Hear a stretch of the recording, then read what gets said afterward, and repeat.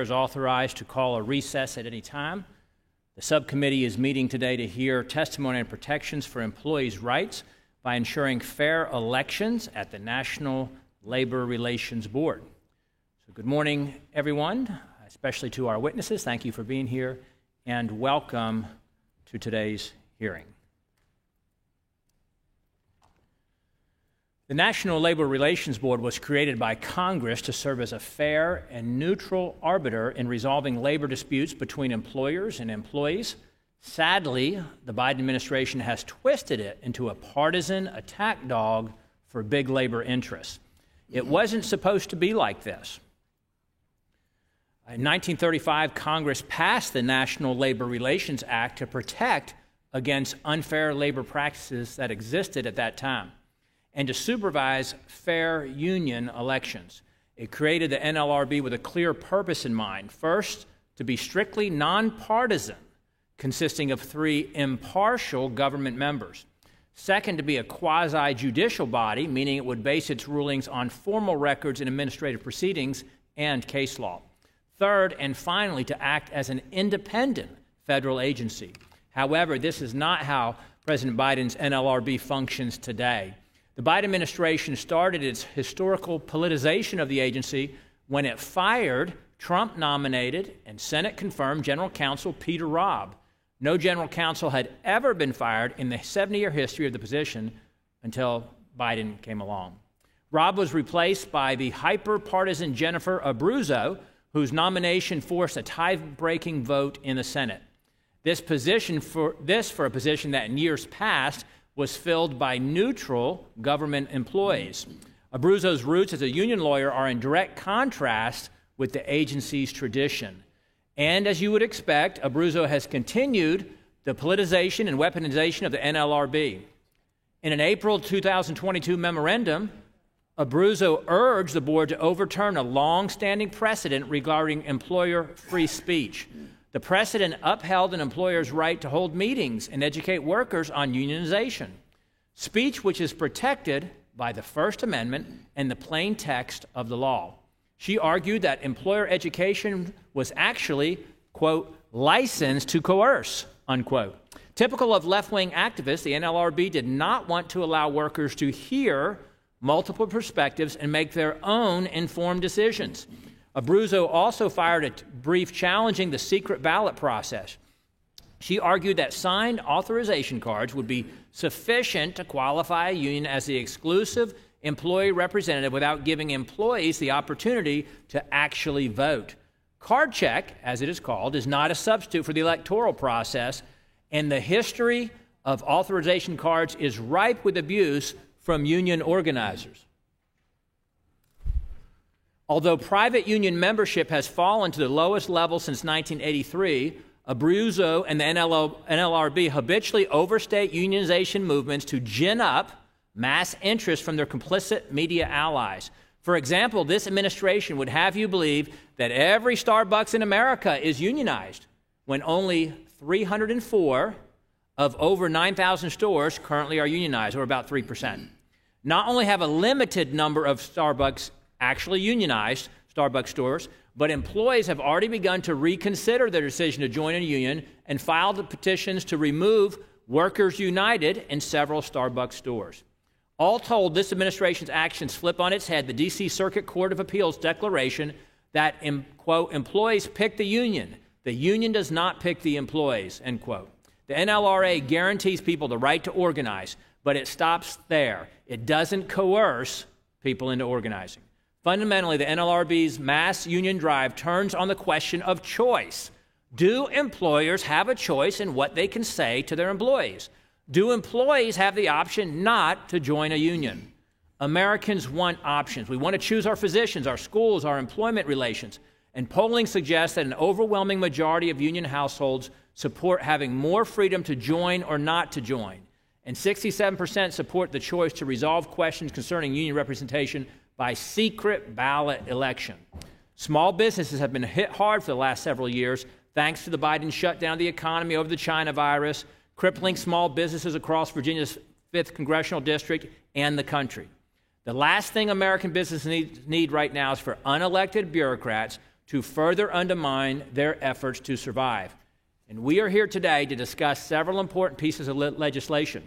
My Small Business Before Bureaucrats Act supports small business owners over anti-choice NLRB bureaucrats. It does this by finally updating the jurisdictional limits that govern when the NLRB can intervene in a business's affairs. Another key reform is the Employee Rights Act introduced by Representative Allen, which gives employees more control over their personal data, guarantees the right to vote by secret ballot, and empowers them to decide how they spend their hard-earned paycheck. I look forward to discussing my legislation, Representative Allen's legislation, and other policies solutions with our expert witnesses today. Hopefully we can reach a consensus on reversing the NLRB's disastrous political turn and on protecting Americans' right to earn a living as they see fit. And with that, I yield to our distinguished ranking member. Thank you, Mr. Chairman. And I'll begin on your ending. It's my hope that in spite of our differences, we can reach some conclusions that'll help American workers. I remain hopeful that we can have a bipartisan agreement that Congress support American workers. Nothing's more important. However, I worry sometimes that our differences will be used in hearings like this as an opportunity to undermine American workers and labor unions and strip workers of their voice in the workplace. As a former small business owner in the service industry, having owned and managed restaurants for over 30 years, I know how important my workers were to my success. You're not successful in the restaurant business as an independent restaurant owner without good relations with your workforce. As a former union member, I know just how critical labor unions have been and continue to be for workers and their families and our economy. Not just for members of labor unions, but for workers who benefit from labor unions who are not a member. It was workers in the labor movement who built the middle class by giving employees a voice on the job. And some of our nation's greatest advances for workers, from the 40-hour work week to the minimum wage, have been made possible by the American labor movement. Today, unions continue to organize and bargain for better working conditions for both union and non-union working Americans. Research consistently shows that when workers can exercise their right to organize, they have access to livable wages, better benefits, and a safer workplace. Moreover, unions help fuel economic mobility for underserved workers by narrowing the racial wealth gap and gender wage gap, which right now are amongst the highest in our history in this country.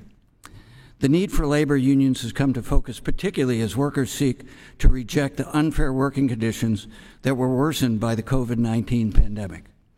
In fact, according to a Gallup poll last August, more than 70% of Americans approve of unions, the highest approval rating since 1965. And in 2021, unions won 76% of all representation elections, the highest number of victories in nearly 2 decades. Workers, whether they are in a union or not, continue to turn to unions to secure the working conditions they deserve. Yet even as we see major unionizing campaigns across the country, organizing workers continue to face a slew of unfair labor practices by employers who take advantage of a weakness in our federal labor law. Now, let me comment that that's not all employers. As a former employer, I want the bar, as the chairman has alluded to be fair for good employers as well as not for employers who take advantage of the situation. Between 2016 and 2021 alone, more than 80% of employers conducted anti-union campaigns during union elections, including firing, organizing, closing stores, and reducing pay. Under President Biden, the National Labor Relations Board has taken key steps to hold these bad employers accountable for violating workers' rights by undoing the dangerous precedents set by the board under the previous administration. For instance, the board restored the long-standing process for determining whether a bargaining unit is appropriate after the Trump administration made it easier for bad employers to gerrymander elections against the workers and unions. And the NLRB has ensured that union elections can be conducted by mail-in ballot after the previous administration suspended more than 100 elections during the pandemic rather than allow the use of mail ballots during the pandemic. The NLRB General Counsel, Jennifer Abruzza, is undertaking a historic effort to restore labor law's promise of full freedom of association. This includes ending the union-busting tactic of captive audience meetings where employers force workers to listen to anti-union propaganda or else face discipline and termination. But the responsibility of protecting workers' rights also falls on us, Congress. That is why we must pass the Protecting the Rights to Organize Act, or the PRO Act, which would secure the most significant upgrade to U.S. labor laws in nearly 80 years to help good employers and good employees, and to punish unscrupulous employers who take advantage of the weakness all too often in our system for the workforce. The PRO Act would finally set penalties for employers, bad employers, who violate workers' rights, require workers whose rights have been violated to temporarily be reinstated while their cases are pending, and ensure unions can collect fair share dues from all workers who are obligated to be represented. We must also continue working to address the severe underfunding that has left the NLRB without the resources it needs to respond to the surge in worker organizing. In closing, I want to remind my colleagues of one of my favorite Republican presidents and his quote. Dwight D. Eisenhower said in 1952, when our economy was booming and more than 1 in 3 private sector workers were unionized and the American GDP was at historic levels, and everyone, all Americans, benefited. President Eisenhower said, quote, only a fool would try to deprive working men and women of the right to join a union of their choice, end quote. When President Eisenhower understood then, and what we cannot forget now, is that labor unions are our most effective tool to ensure that all workers, union and non-union, have a voice in the workplace. Anyone who believes we can simply count on the good faith of every employer, particularly employers who are unscrupulous, to uphold their responsibility to workers is ignoring the reality that workers face every day and ignoring American history. These workers are counting on us to guarantee their right to form a union and negotiate for a better working condition. Today, I hope we can together, in spite of our differences, work to help to deliver on that responsibility. Mr. Chairman, I yield back. Thank you, Ranking Member DeSaulnier. And I will now turn to, pursuant to Committee Rule 8C, all members who wish to insert written statements into the record may do so by submitting them to the committee clerk electronically in Microsoft Word format by 5 p.m., 14 days after the date of the hearing, which is June 6, 2023. Without objection, the hearing record will remain open for 14 days to allow such statements and other extraneous material referenced during the hearing to be submitted for the official hearing record. And now we will turn to the introduction of our distinguished witnesses. Our first witness is Mr. Philip Miscimarra, who is a partner at Morgan Lewis and former chairman of the NLRB under Presidents Obama and President Trump. Our second witness is Mr. Aaron Solomon, who is a staff attorney with the National Right to Work Defense Foundation. Our third witness is Ms. Angela Thompson, who is the general counsel at the Communication Workers of America. And our fourth witness is Mr. Cecil Leedy, who is an electrician by trade and a former small business owner from Tampa, Florida. He now serves on the board of directors of LEW Electrical Services. So again, thank you for all the witnesses to being here today. We look forward to your testimony. And pursuant to the committee rules, I would ask that each of you limit your oral presentation to a 5-minute summary of your written statement. I'd like to also remind the witnesses to be aware of your responsibility to provide accurate information to this subcommittee. And we will first recognize Mr. Philip Miscimarra. And if you would, may proceed. Chairman Good, Ranking Member DeSaulnier, and other members, it's an honor to be here. I'm a partner at Morgan Lewis & Bockius, and I previously served as chairman and a board member on the National Labor Relations Board. I'm a fan of the NLRB. My career does not go all the way back to 1935 when Congress adopted the National Labor Relations Act, but I've spent 40 years making the act my primary focus. And I respect the NLRB chairman, the other board members, the general counsel, and the agency's talented career professionals. Everybody agrees the NLRB has 4 responsibilities. First, Congress created the NLRA, and only Congress can change it. I stated in my confirmation hearing, labor law policy originates with Congress, not with members of the NLRB. Second, the NLRB is constrained by the Constitution. Third, the NLRB must be neutral. Fourth, employee free choice is the bedrock underlying the NLRA. Vince Lombardi used to say, winning isn't everything, it's the only thing.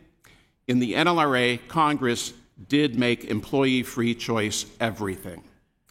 Unfortunately, several NLRB developments have been inconsistent with these responsibilities. One problem involves pending cases where the General Counsel argues employers inherently violate the law merely by discussing union issues at work. These cases violate the First Amendment, and they ignore a provision that Congress added in 1947, Section 8C, which restored employer free speech rights that the NLRB previously tried to take away. A second problem is equally inexplicable. The NLRB is prosecuting cases that claim it's unlawful for union representation to depend on an NLRB-conducted election. Instead, the General Counsel argues every employer must immediately recognize a union that states it receives signed cards from a majority of employees. The only exception would be the rare case where an employer can prove that good faith reasons indicate the union does not have majority support. On this front, 3 years ago, Congress adopted the USMCA governing trade with Mexico, which requires employees in Mexico to be protected by, quote, a secret ballot vote, unquote, whenever a union demands representation. This makes it unimaginable that the NLRB in this country is prosecuting claims premised on U.S. employees no longer having any secret ballot election protection, except in very rare cases. A third problem involves significant irregularities, ballots not being counted, and secret arrangements for union supporters to vote privately in NLRB offices, which were documented last August in a number of NLRB elections. Nobody knows how widespread these problems are, and some were only disclosed by an NLRB insider who invoked whistleblower protection. I'll end with one final point. This committee and others in Congress worked hard to produce the National Labor Relations Act. John F. Kennedy was a House member in 1947 on this committee who worked on the Taft-Hartley amendments. He wrote his own supplemental minority report supporting the change, which became Section 8C, restoring employer free speech rights in the workplace.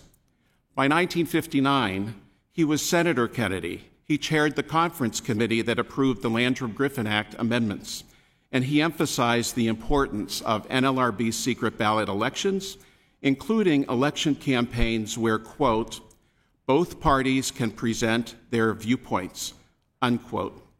These statements were made by one of the country's most passionate labor advocates, and he became President of the United States. It's hard to believe the NLRB now, applying the same law, claims NLRB secret ballot elections should not even occur, except in rare cases, and employer discussions about unions are inherently unlawful.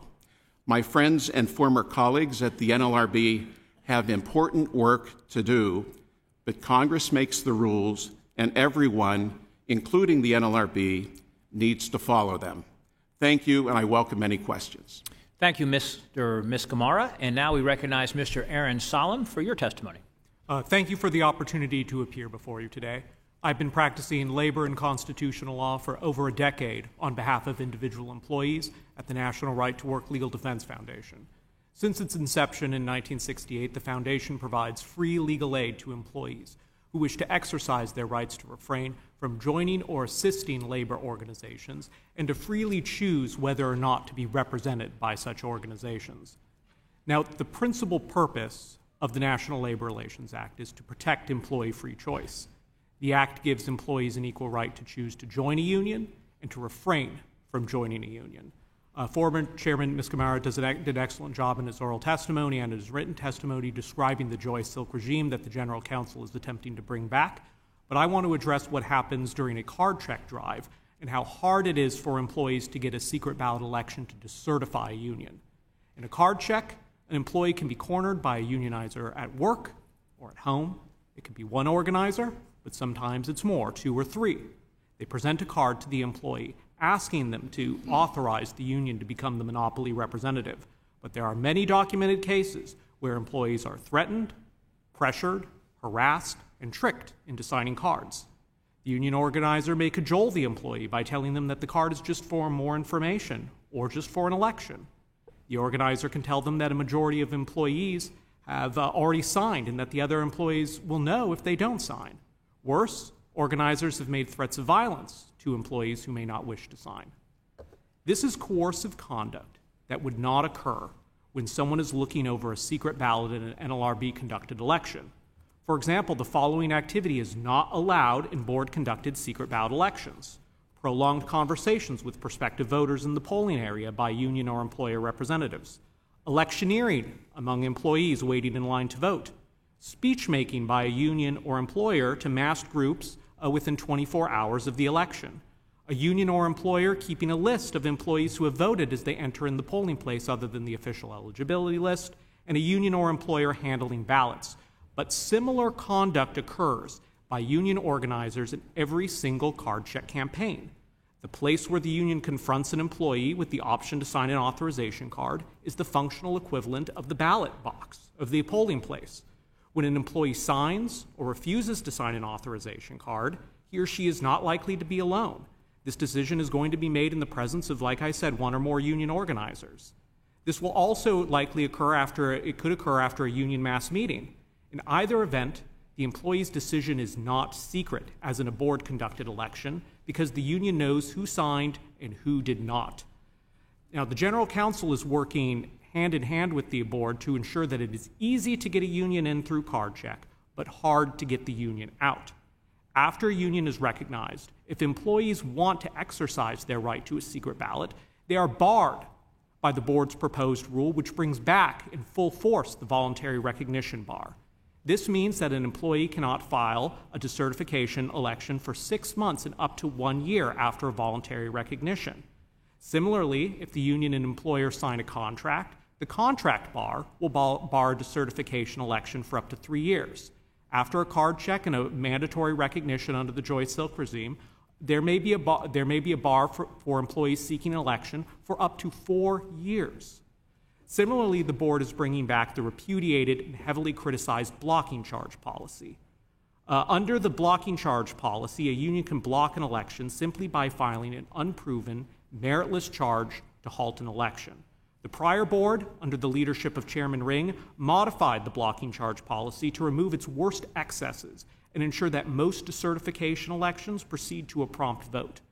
The blocking charge reforms have been a success. Most of the employees I represent can now file and promptly receive timely decertification elections. The reforms have not been perfect, but bringing back the blocking charge policy will be a massive loss for employee free choice, the principal purpose of the act. So in closing, card checks, mandatory recognitions, election bars, and blocks undermine employees' right to refrain from unionization.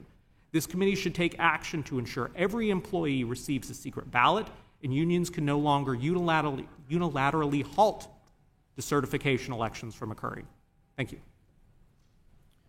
Thank you, Mr. Solem. And now we will recognize Ms. Angela Thompson for your testimony. Good morning, Chairman Good, Ranking Member DeSaulnier, and members of the subcommittee. Thank you for the opportunity to testify. My name is Angela Thompson, and I'm a General Counsel for the Communications Workers of America. Before I became a labor lawyer, before I was CWA's lawyer, I was a proud member of the CWA as a customer sales and service representative for Bell & Lander in a call center in New Jersey. I used the educational benefits under our union contract to get a master's degree, which set me on the path to my current career. But even before that, I was a little black girl living in poverty in rural Illinois, moving between housing projects and trailer parks. I doubt I'd be here today with you were it not for the stability and opportunity provided by my mom, thankfully, getting a good union job. I am concerned by the misguided idea that somehow the board's efforts to fulfill its statutory mission to enable workers to organize in a fair and efficient way are invalid or wrong. To the contrary, we should make the process of forming a union easier, not harder.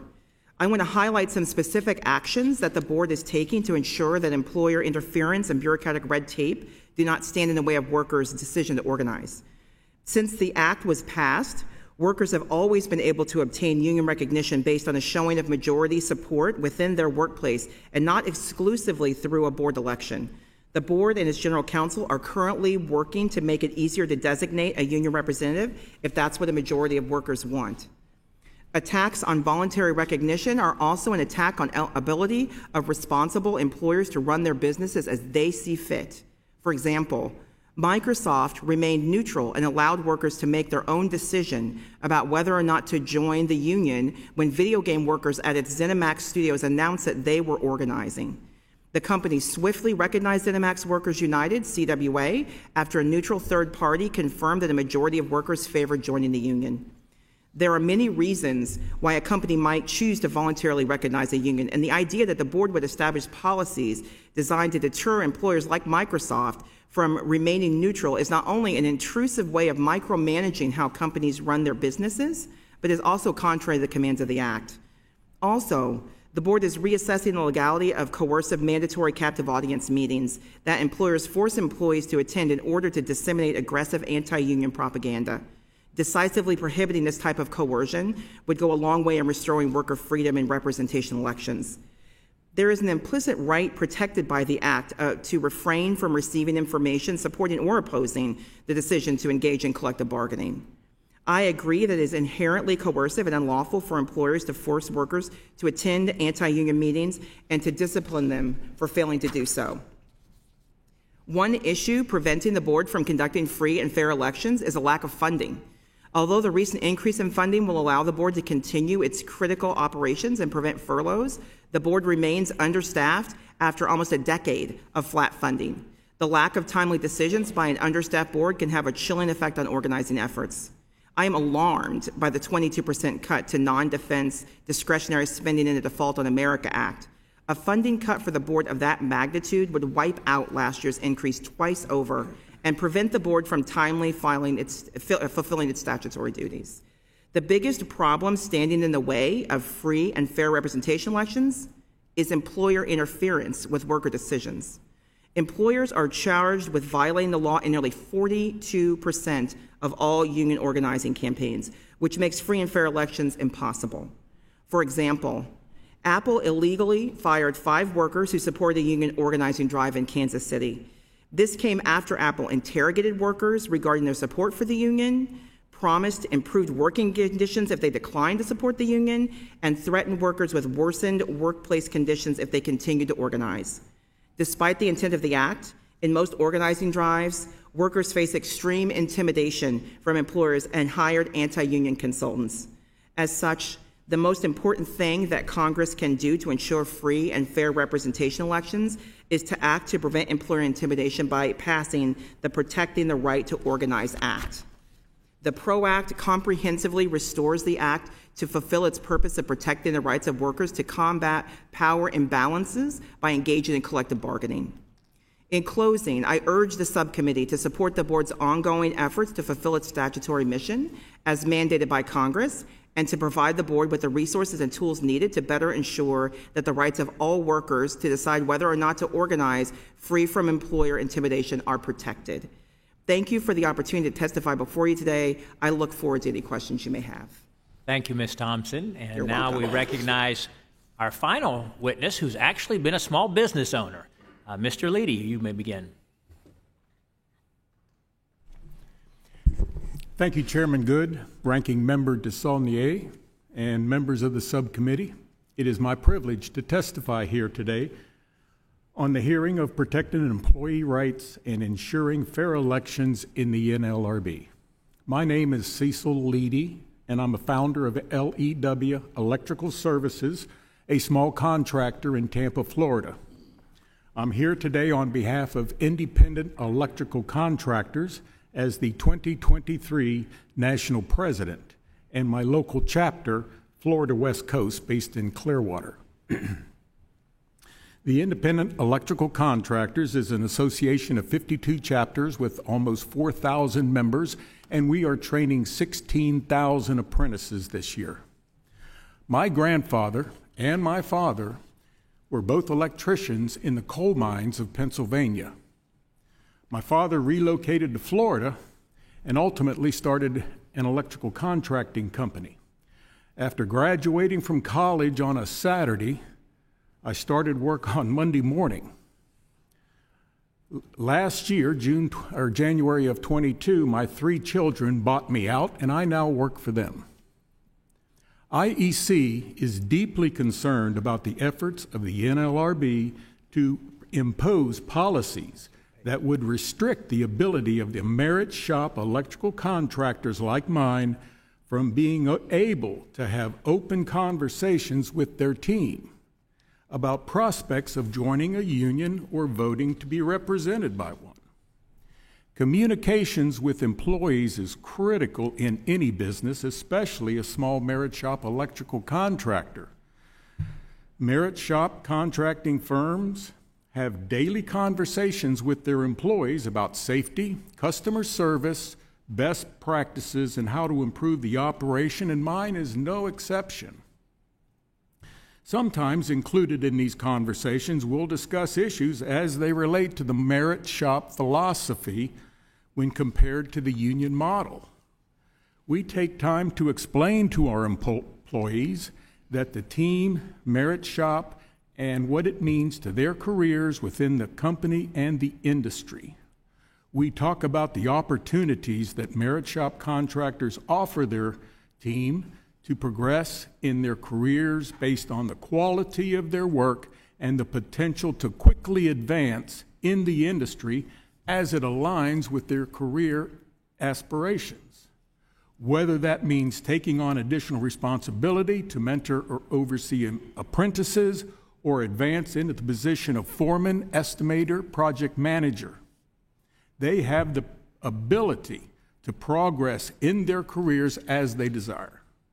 Unfortunately, the NLRB is seeking to pursue policies that would limit the ability of merit shop contractors to maintain this level of open communication, as protected by the First Amendment of the Constitution, seeking to limit the ability of merit shop contractors to provide their perspective and their side of the story to their workforce flies in the face of common sense. When confronted with the question of what it means to be an electrician within a union or a merit shop setting, employees should naturally have access to the pros and cons of each in order to assess what's best for them. IEC takes issue with the notion that businesses should somehow not be permitted to engage in this conversation with those that they employ. IEC has also concerns about the NLRB seeking to implement policies leading to the elimination of the secret ballot. For union elections, we adamantly believe in the freedom of our electricians to decide for themselves which career path is best for them. However, should employees want to consider union representation, we believe they have the right to decide this within the confines of the secret ballot process, free from coercion, intimidation. The secret ballot is the hallmark of our democracy through which important decisions are made without undue influence by others. The same should be the case for the workers choosing between union representation and the merit shop. We hope the NLRB abandons its efforts to both limit employer speech and eliminate the secret ballot for union elections. Thank you, and I look forward to taking any questions. Thank you so much, Mr. Leedy, for your testimony. Under Committee Rule 9, we will now question witnesses under the 5-minute rule. I will wait to ask my questions at the end, and therefore we will recognize Congressman Walberg from the great state of Michigan for 5 minutes. Thank you, Mr. Chairman. From the great state of Michigan and sadly former right-to-work state. I thank the witnesses, each of you, for being here today. The National Labor Relations Act and subsequent amendments provided a level playing field between employers and union leaders. The National Labor Relations Board was created to maintain the balance Congress established in the law, to protect worker free choice, and serve as an unbiased judge over labor disputes. So, Mr. Muscamara, recently, and it's good to see you again. Nice to see you again, Congressman. Recently, the board ruled against employers who have attempted to limit divisive political speech and create a harmonious working environment through their uniform handbook policies. How does weakening employers' ability to enforce neutral standards aimed at fostering harmonious workplace effect harm employees who have no interest in engaging with political or social labor speech?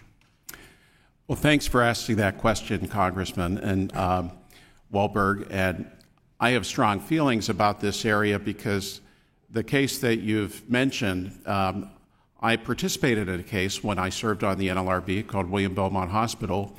And in that case, it was an acute care hospital. The actors in the hospital were in the labor delivery room, and there was a full-term healthy baby that was delivered and then unexpectedly died. And it turned out the investigation in that case revealed that the baby's death resulted from the failure of employees to cooperate with one another and to provide assistance when requested. Even in that context, my counterparts on the board concluded that the hospital's code of conduct, which stated that physicians and employees had to foster harmonious interactions and relationships, that's the quote that you used, that was found to violate federal law, even in the context of an acute care hospital with a baby whose tragic death resulted from the failure of employees to cooperate with one another. And I think this is an area where, at least under current law, in a case called Boeing, in which I participated in, when the board is dealing with facially neutral work rules or employment policies or employee handbook provisions, the NLRB, under the Boeing standard, considers two things.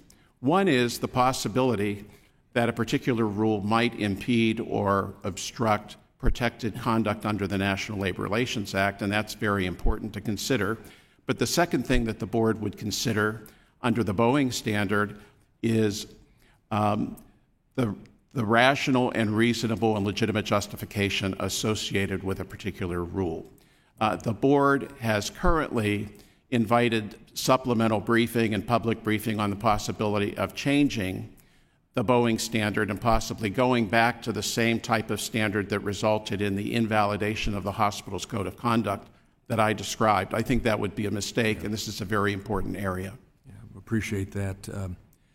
Let me ask you, in looking at recent memoranda and the NLRB's agenda items, it's clear that General Counsel Abruzzo is disregarding the plain text of the NLRA and Supreme Court precedent in order to tilt the scales in favor of unions and undermine employee free choice and employer rights. Can you discuss the kinds of reforms briefly as possible this committee should consider to ensure the NLRB respects the laws Congress has enacted and restore balance to the NLRB? Well, I think Congressman Wahlberg, and I'll make this short, it's very important. There's a range of cases where board members and the General Counsel may disagree, but we're talking about, with respect to the current board and the two issues that I mentioned in particular, restrictions on employer speech and also the board's actions in other areas to really be very aggressive in ways that are directly contrary to either statutory language or what Congress has done. I think it does a disservice, particularly because of the time associated with litigating those issues. There's some options that are available to Congress. There's the Employee Access to Justice Act, or EJA, that for small employers and small businesses can provide a remedy if the government's position is not substantially justified. I think that would make some sense for Congress to explore. The other thing is the courts are now, I think, going to get into the act, and there are two recent Supreme Court cases, one of which suggests parties, when they're dealing with constitutional issues before an agency, don't have to wait for the agency proceedings to be completed, before they can get relief in federal district court. But I think it's an issue that requires attention both by Congress as well as the courts. Thank you. My time has expired, and so I yield back. Thank you, Congressman Wahlberg. And we will now recognize Congressman Courtney from Connecticut for 5 minutes. Great. Thank you, Mr. Chairman, and thank you to the witnesses for being here today. Mr. Good, in his opening remarks, cited some polling on unions. I'd like to add to that discussion by just pointing out that really the longest standing poll measurement of unions in our country is the Gallup poll, which starting in 1937 tracked approval of labor unions. And the most recent Gallup poll recorded an almost record number of 71% approval rating by the American people. When Mr. Mescamera was working at the NLRB, that was at 48%. So in my opinion, I cite that just because that shows that Gallup is not sort of, putting its finger on the scale. But clearly we're at a moment right now where, for probably a lot of reasons we could discuss and debate, the American people now recognize that actually unions are important. I personally believe it's because we are also living in a time of record income inequality.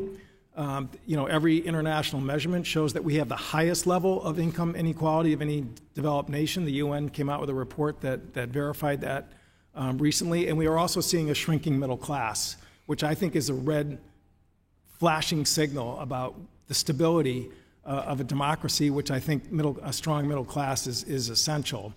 Again, I have a question for Ms. Thompson, but before I get into that, I wanted to just sort of follow up on Ms. Camara's comments regarding the whistleblower or Starbucks case, and just want to remind my colleagues and state for the record that this was actually discussed in great depth in last Congress at a full committee hearing. And during that hearing, the former NLRB chairman, Mark Pierce, explicitly stated and reminded us that there is a pending Inspector General's investigation that's still ongoing, which is a good thing. The IG's office is the gold standard in terms of a neutral, independent evaluation. And the NLRB itself also has procedures for resolving election objections, many of which in those cases are also pending right now regarding the Starbucks organizing drives.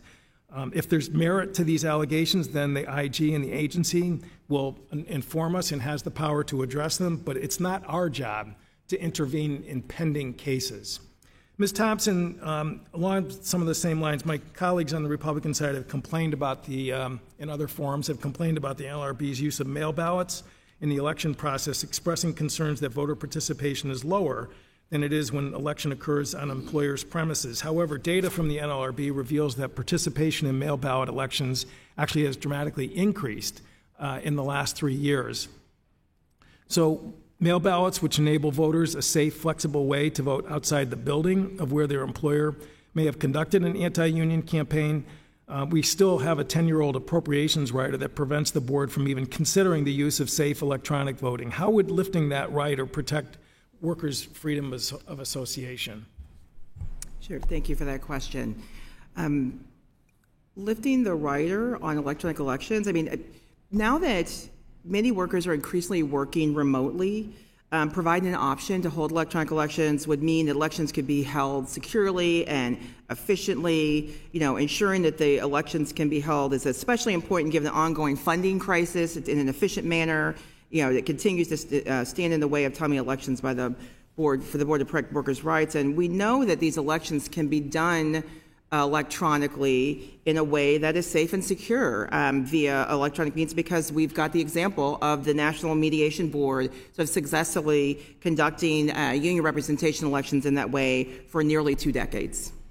Well, thank you for that answer. You're absolutely right. The technology is there. This is not some impossible question of cybersecurity or anything. And again, agencies have already used that method in other places. And again, having an election which does not take place, where you actually have a party that's contesting the election. I mean, that's like saying we should hold elections for Congress in Democratic Party headquarters. I don't think my friends would really appreciate that, or nor would we the other way. You should have neutral systems so that people can, again, comply with the spirit and the letter of the National Labor Relations Act for free and fair elections devoid of any pressure. Mr. Mescamera, I just want to, because somebody who was actually at the board We're at a point right now where the NLRB's field offices are 50% lower in terms of staffing than they were in 2002. We just gave a small boost to the budget. Do you support having more funds available to staff offices, in really compliance with past patterns? Well, I'm supportive of the NLRB personnel, and it's true that the board's funding was flat. I think it was $274 million for many, many years, and the board did just get an increase. I think there's a balance between supporting the agency, and the agency does very, very important work, especially in the field offices, but I don't mean to discount what happens in Washington, D.C. By the same token, the board has made some choices in terms of policy issues that I think most people or many people would regard as peripheral to the focus of the National Labor Relations Act that has ended up causing the board to end up addressing a significant number of issues and significant resources, both in the cases. Well, I don't think cutting staff is the way to deal with policy disputes. I'm not suggesting I know that. my time has expired, and I yield. Thank you very much. And now we'll recognize Mr. Allen from the great state of Georgia. Thank you, Mr. Chairman. Thank you to our witnesses for being here with us today to talk about this important issue. Mr. Miscamara, every member of Congress is elected by secret ballot. House Democrats elect their own caucus leadership by secret ballot, and Democrats held up the USMCA trade deal to guarantee that workers in Mexico have the right to a secret ballot. But apparently Democrats do not think that is the right that should be afforded to American workers. The Democrats' PRO Act and the NLRB General Counsel are working to overturn the precedent that protects a worker's right to decide union representation by secret ballot vote. If a union fails to get enough votes in an initial secret ballot election, the PRO Act would make it easier for unions to organize by disputing the election results and claiming the employer wrongfully interfered.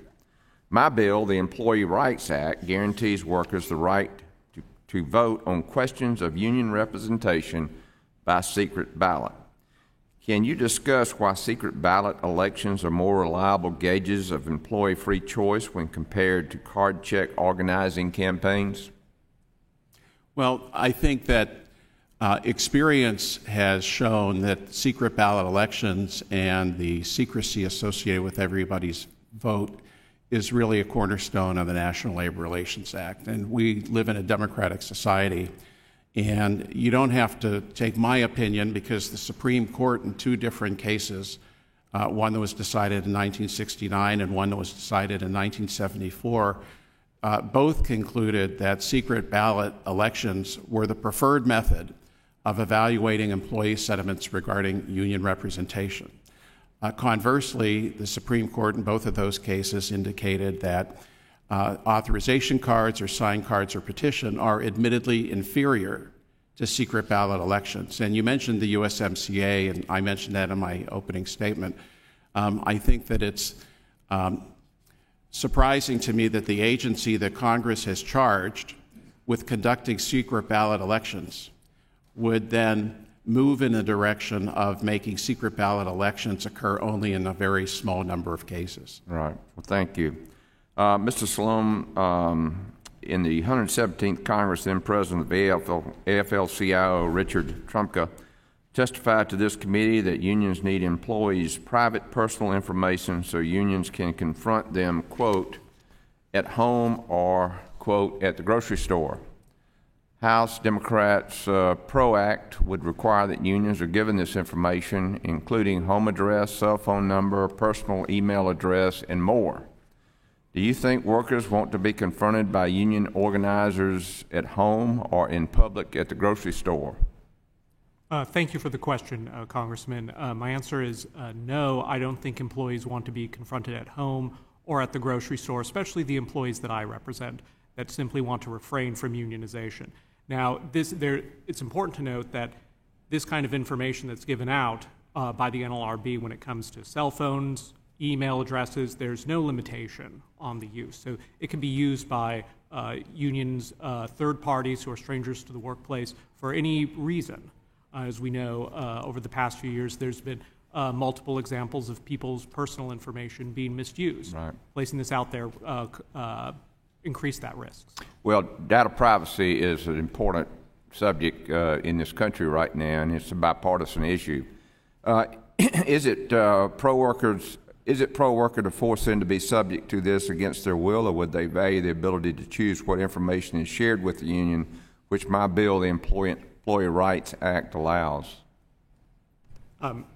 That would enhance employee free choice, allowing employees the opportunity to opt out. Obviously, the purpose of the National Labor Relations Act is employee free choice. Sharing your personal information with a union that you may not want harms it, so yes. And as you know, my home state of Georgia is a right-to-work state. This seems to be very common sense labor law to me, as it allows Georgians to provide for their families without being forced to pay union membership dues as a condition of their employment. Yet the Democrats' PRO Act would supersede right-to-work laws in 27 states in order to force Americans into paying union dues. Unions often claim they need to be able to force workers to pay union dues in exchange for their representation. Can you explain the flaws in this argument? The flaw in that argument is that it's not a free rider, it's a forced rider problem. So the employees that I represent are represented by unions that they don't want and may have never asked for. So instead of being taken on a free ride, they're taken on a forced ride. Now, as we've discussed today earlier in our written testimony, if they want to get rid of the union, it's very hard because of the NLRB's various blocks and bars, most of which are non-statutory. Okay. Mr. Chairman, I yield back. Thank you, Mr. Allen, and we will now recognize the gentleman from the state where my family is from, Mr. Norcross from the great state of New Jersey. Thank you. It's good to be here today and to have a conversation about giving Americans the choice. I think it's remarkably important. I see our one area that we should be focusing on is understanding what the American worker and the employer want to do collectively. Cecil, as you would understand this, I went from steel tips to wing tips. I'm an electrician by trade who did the 4-year apprenticeship program. So understanding the construction industry and what goes on is something that is near and dear to me, as I've worked in it for 47 years. The construction industry, by its very nature, is different. We get sent to a job, you start from the ground up, you finish it, you move on. This is something that we've experienced through the history of the United States. Jobs are very specific for one single project. But in 2020, the last administration, during the Trump administration, issued a rule making it more difficult to ensure that there's that stable bargaining group, that the people that are working on that construction job are being part of one group. So when there are attempts to decertify, and they happen, that literally changes the way that the rules are being laid out and tilts the playing field. The Biden administration has proposed to rescind that rule. So, Ms. Thompson, let me ask you, the NLRB rule that is being proposed here, why is that different in the construction industry? Because essentially what can happen is that each construction site gets blended together with nothing more than people from different areas coming together. Could you explain to us why that is important about leveling the playing field? Sure. So as you said, because construction is different from many other industries and that jobs are specific to a single project are often very short term, the legal framework is somewhat different. So the 2020 rule made no sense, honestly, because it would allow for election petitions to be filed against the union as soon as an agreement is reached. And given the short nature of construction work, the system could basically force unions into an unending cycle of decertification petitions, even if there's no genuine reason to believe that the union lacks majority support. So we talk about the blocking charge, and that's the basis for one of the other changes that the Trump administration made. what essentially it says, if there is a vote coming up and there's an unfair labor practice, what would happen previously is things would stop until that happened. What changed is it allowed the election to go on even with that unfair labor practice, and then we'll settle it later. The whole idea is nothing different than if we have an election in the United States, we immediately say, it wasn't fair, let's go back. Oh, that is what we did. Exactly my point. We don't turn around elections. There's another time. This blocking issue that is going on literally would throw a roadblock into the ability to have a fair election. Talk to us about where the real world implication is that. Because at the end of the day, if there is an unfair labor practice that occurs by the employer, and I understand it still has to be proved, but the damage is done and an election takes place, you're making your decision based on unfair and untrue issues. Can you explain to us why that would affect the outcome of an election? Sure. So, the board's rulemaking would return just to the traditional rule, as you say, which says that an employer violates workers' rights during a decertification campaign, that the workers can file a charge and pause the petition until the charge is resolved. So, there's a couple of benefits to that. I mean, one is just that it ensures that a decertification petition won't go through under circumstances that are tainted by the employer's unfair labor practices. At a time when the workers' decision in the secret ballot election is influenced by unlawful conduct by their employer. And then also, it preserves the board's resources, as the board can answer critical questions about how to proceed before putting lots of resources into holding an election. They can actually answer the allegations of the unfair labor practice charge before putting the election before the workers. I see that my time is running out. This is a rule that has been in place since essentially the beginning, and it was reversing it. So we just want to level the playing field. And Chairman, I yield back. Thank you, Mr. Norcross. We will now recognize Congressman Smucker from the Commonwealth of Pennsylvania. Thank you, Mr. Chairman. I appreciate you holding this hearing today. It's been a great discussion. Mr. Leedy, like Mr. Norcross, I have a background in the construction industry as well. I owned a drywall metal framing interiors company for 25 years prior to serving first in the state Senate and then here in Congress. As you, I think, alluded to or mentioned, we had several hundred employees and always believed that in order for the company to succeed, for everyone to succeed together, we needed to there needed to be a team. So very, very proud of all of our team members, of the opportunity that we were able to provide, providing family-sustaining jobs. And then, as you had mentioned, the opportunity to grow with the company as the company grew, created a lot of new opportunities for individuals, whether it be foremen, project managers, estimators, and whatever it may be. And it's one of the, I think, benefits of merit shop construction, which we had. And in fact, it's one of the reasons I like ESOPs so well. I think it's an opportunity to create that team where everyone benefits together when the company provides services that people want and when the company does well together.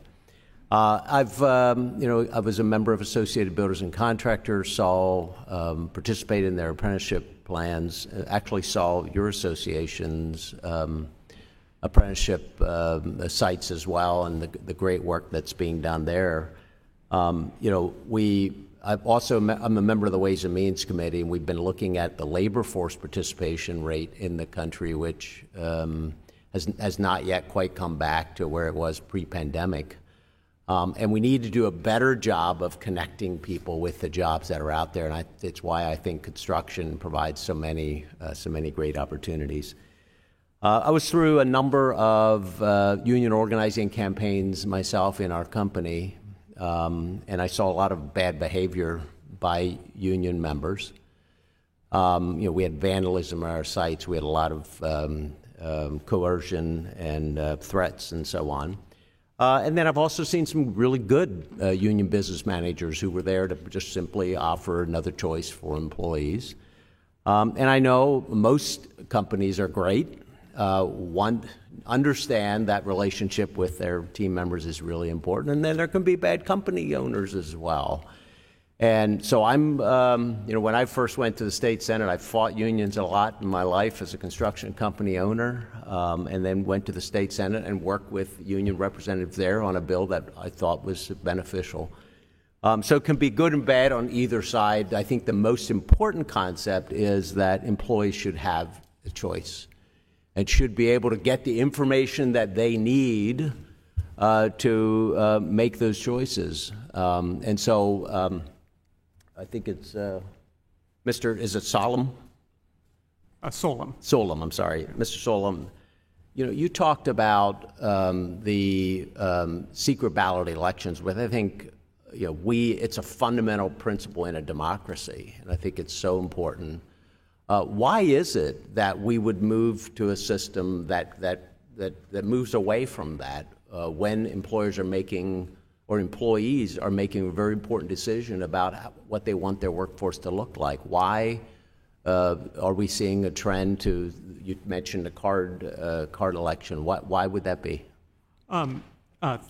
Thank you for your question. I mean, just to speak about the importance of the secret ballot first, the secret ballot protects privacy. It ensures that no one knows how you voted. It protects against intimidation. And finally, it is final. During a card check campaign, someone can be solicited time and time and time again until they finally give it and they say, I'll just sign the card. And so a secret ballot election puts it at the end. The reason you're seeing a turn away from the secret ballot and towards something like mandatory recognition is that unions are afraid of elections, just like they're afraid of elections in decertification elections, just like they want to bring back the blocking charge policy, just like they want to have recognition bars. The purpose of the act is employee free choice, and all of these things undermine it.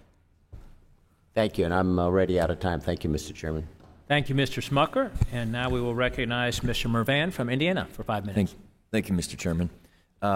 First, I want to use a couple minutes and talk about the success of the Blue Board Corporation in Georgia and their ability to unionize.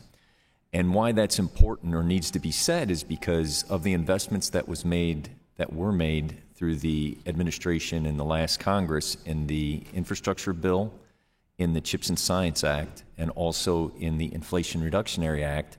There were incentives to that corporation, to that company that makes electric buses, that receive funding. They just recently voted 697 to about 435 to unionize, to make sure those members in a free election were able to decide to have better pay, to have better health care, and to have pensions. And so there are success stories of investments that we have made here in Congress and through the administration. The state of Georgia will absolutely have spending over $51 million in the transition of diesel buses to electric vehicles. And that will be over 1,300 people who work there a better way of life, in which one of the reasons why I'm here. So to the United Steelworkers and that organization, I want to say that collaborative effort is something that will better those people's lives. Mr. Solom, I have a quick question. You had talked about access to members' information when it comes to cell phones or at the grocery stores. Walk me through the right of an employer to be able to hire either a law firm or an anti-union consultant to work within a workspace. What rights do they have, and what rights do the employees have if they don't want to have that confrontation? Congressman, I don't represent employers. I represent individual employees who simply exercise their rights under the Act. I think that question would probably be better given to a management attorney. So with all your experience in 10 years, have you ever seen or heard of employers hiring a management consultant that they did not want to have a union? Well, obviously that happens. So the answer is yes. I can't talk to them. I can't talk to you about what rights employers have because I don't represent employers. Right. But the employees that I represent often want to hear both sides in an election. They want to hear from their employer. So in fact, those management consultants can speak to employees at the workplace. Yes. Do they have access to their information? I have no clue about that. We can. You can assume so, but so we can assume so. I don't know what individual. So in a fair election, the employers and also these management consultants who are there to make sure there isn't a union have access to people's address, to people's cell phone numbers. But what you're saying is unions shouldn't have that because it's a right of privacy? Well, the union is a third party who doesn't represent anyone yet. So are the consultants. The consultants are, as far as I understand, agents of the employer. So it's different. Your employer already has access to An your agent information. would be a third party because they're not an employee or management of that place. So it's a third party who has access to that same information. My only point is that in order to have a fair election, we have to look at the other side. And so we constantly want to make sure that we have a fair and balanced election. My next question would be, the House Democrats introduced the PRO Act earlier this year in an effort to provide comprehensive labor law reform. Based on what you have seen in your career defending the right to organize, which provisions in the bill strike you as the most urgently needed? Sure, thank you for that. And I just want to respond quickly to the previous colloquy and just say that the union is the workers organizing themselves to represent themselves. But to your point about the PRO Act, I think there's a couple of things that, there's lots of good stuff in there, so everybody read it and vote for it. It's great stuff. But there's a couple of things in particular that I think are really important. Employers don't face civil penalties for unfair labor practice violations. So it kind of makes the act not as effective as it could or should be. Employers can violate the law with impunity, and in fact they do. And as I mentioned in my testimony, employers are charged with violating the law in nearly 42% of organizing campaigns, and yet the punishment could be as little as posting a notice somewhere in the building, over the trash can in the break room to tell people, which I mentioned because it literally happened in a case I had where it's like, there's one copy above the trash can in the break room after someone was terminated. So the second thing I'd say was banning mandatory captive audience meetings is crucial. The power imbalance of the boss, lecturing and intimidating employees with anti-union propaganda while employees can face discipline for leaving makes elections inherently unfair if you're sort of captured by that kind of coercion and intimidation at your workplace. I thank you very much. With that, I yield back, Chairman. Thank you, Mr. Mervan. We'll stay in the Hoosier State and recognize Mr. Banks from Indiana. Thank you, Mr. Chairman. In 2006, unions spent $427 million on political activities and lobbying. But in 2020, that number jumped to nearly $800 million. Several $1 million that these unions have given away to groups like Planned Parenthood and the Center for American Progress. Ms. Thompson, why are labor unions funding pro-abortion groups like Planned Parenthood? I'm sorry, would you repeat your question? Why do unions like yours donate money to Planned Parenthood, a pro-abortion group? Unions donate money based on, we're an organization of members, right? And our members express, desire to fight for certain things. What is the relationship between a labor union and supporting pro-abortion causes? I'm just curious. Our members receive services from Planned Parenthood. It's actually pretty simple. It's like our members are actual human beings. What about groups like the Center for American Progress, which is in support of gun control causes? What's the relationship between labor unions giving millions of dollars to gun control causes? So what's the relationship between labor unions and gun control? What is your interest as a labor union in supporting gun control? Gun control laws affect our members. This is an issue that's going to affect our members. These are all societal issues that our members have to interact with on a daily basis. Do you believe? I'm just curious. Do you believe most of your union members support gun control? I haven't talked to every union member. I know the members in my unit. Gives money to I'm sorry, excuse me. I know the members in my unit. No, it's my time, ma'am. It's my time. Your union gives millions of dollars. And other unions give millions of dollars to causes that support gun control. Should I assume that means that most of your members support gun control? I wouldn't assume anything. I would find out. I would dig around and find the facts. I can't tell you. I don't have a piece of paper that tells me exactly how many members support gun control. It's an issue that comes up in our unions. It's something that affects our members. And so we try to fight for things that are going to make our members' lives better.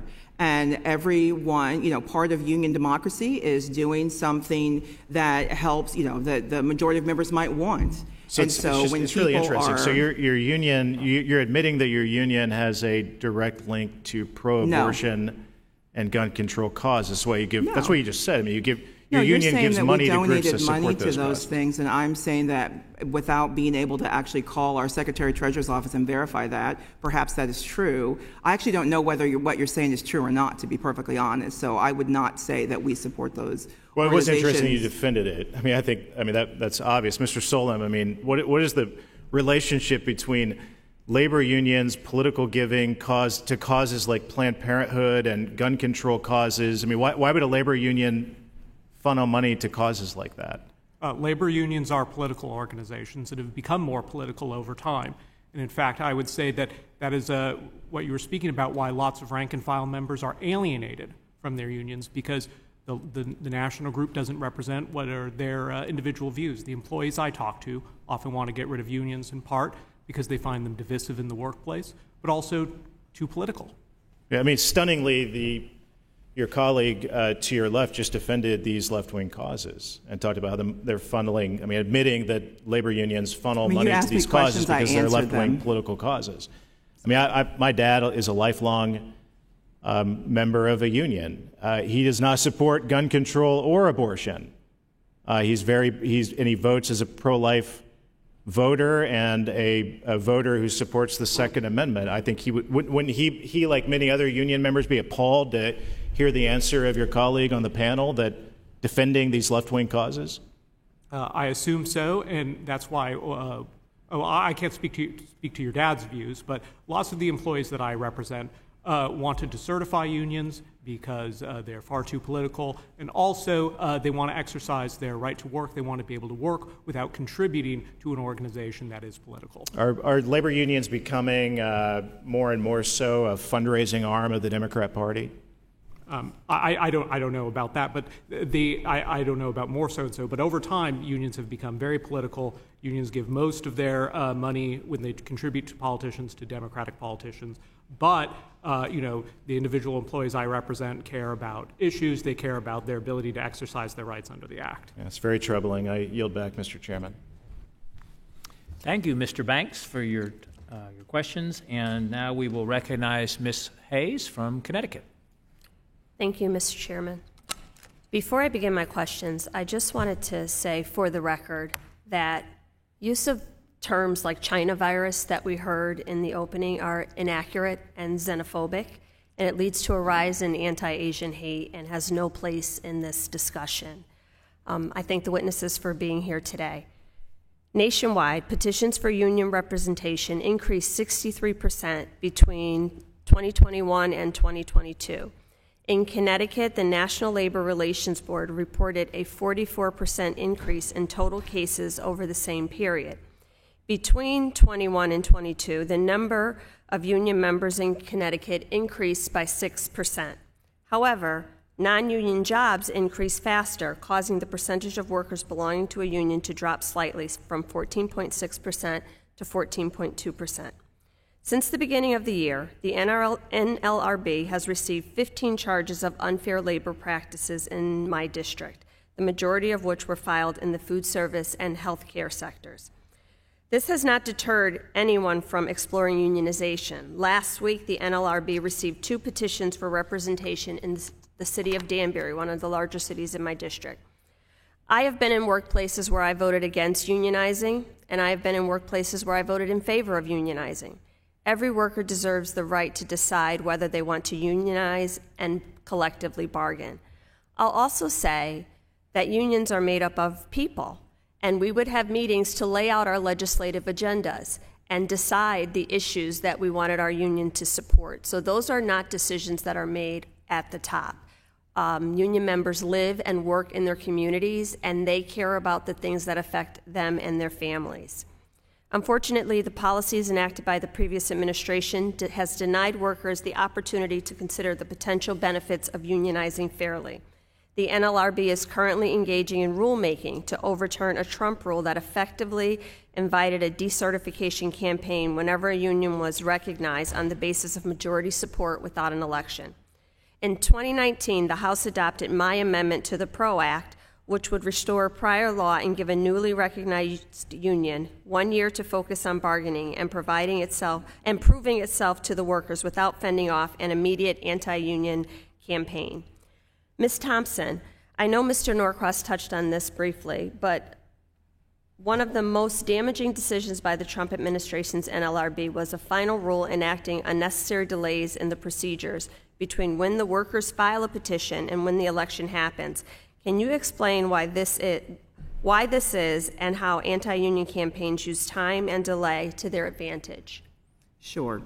So, delay is always going to hurt the union. It's an opportunity for employers to be able to run aggressive anti-union campaigns, including captive audits meetings, committing unfair labor practice charges, and other things, while the workers are trying to decide how they want to vote in an election. So, unfortunately, anything that adds additional time also adds an additional opportunity for workers to be coerced and threatened at their workplace by the people who have the power to hire and fire them. About about the election that they're trying to make a decision about. And so it's very difficult for workers to sort of maintain their solidarity under when they're constantly embattled by by anti-union propaganda, some of which is not true, and most of which is not true, by their employers. Can you explain a little bit more how these captive audience meetings and the requirement for employees to attend goes beyond free speech and, in fact, can discourage unionization? Sure. So a captive audience meeting, where you're being told by the person that hires and fires you, you have to show up to this meeting, and you have to, whenever they decide or however they decide to have them, and listen to anti-union propaganda. I mean, I don't think it's not very difficult to understand how difficult it would be to have to be subjected to that on a daily basis, but it's also you're being told by people, often higher up, people you may have never seen before, people you didn't realize would come to your little shop, your little store, and come talk to you, and the first time they do that, it's to explain to you that exercising your rights, your federally protected rights under the National Labor Relations Act, is something that you shouldn't be doing because you don't actually need you shouldn't do that, and these folks who have your the people who have your who are responsible for your employment are also trying to explain to you how you should not exercise your federal statutory rights. And it can be very scary for people. I'm sorry, my time has expired. I just want to remind everyone in this room that the unions are made up of employees. I apologize for going over. I yield back. Thank you, Representative Hayes. And now we will recognize Representative Houchin, also from Indiana. Thank you, Mr. Chairman. Thank you to the witnesses for your testimony today. I appreciate your time. A couple of things I'd like to note before I get to my questions. I was a state employee in Indiana. And every election cycle, without fail, the Public Employees Union would send out their voting recommendations for candidates on the ballot. Without fail, 100% of the candidates promoted by the union were Democrats, most, if not all of which, held views substantially different than my own. At the beginning of my tenure, I was required to pay union dues, which went directly to support the election of candidates I opposed. Thankfully, our governor, Mitch Daniels, abolished public sector unions, and Indiana has been better for it. As you may know, Indiana also adopted right-to-work legislation in 2012, making us the 23rd state in the country to do so. We have seen a nearly 15% increase in manufacturing employment, according to the Bureau of Labor Statistics. Meanwhile, during the same time frame, non-right-to-work states raised their manufacturing employment by a mere 0.5%. Seeing these numbers are encouraging as I consider workforce policy and how we can protect employees from forced unionization. However, I've met with several business leaders concerned that the NLRB is abusing the unionization process we have. So I've got a question for Mr. Miscamara. NLRB General Counsel Abruzzo is essentially seeking to eliminate employee voting in NLRB union representation elections. The Supreme Court has twice rejected mandatory union recognition based on authorization cards as the primary way to resolve questions concerning representation. Can you discuss why the Supreme Court has consistently rejected the imposition of mandatory union recognition based on union authorization cards? Thank you for the question, Congresswoman. And, the Supreme Court's answer to that question is that the most important feature of the National Labor Relations Act is employee free choice, and with the emphasis on the word free. And the Supreme Court, in both of the cases that address this issue, found that secret ballot elections are the preferred method of ascertaining employee sentiments about unions, and that authorization cards were admittedly inferior.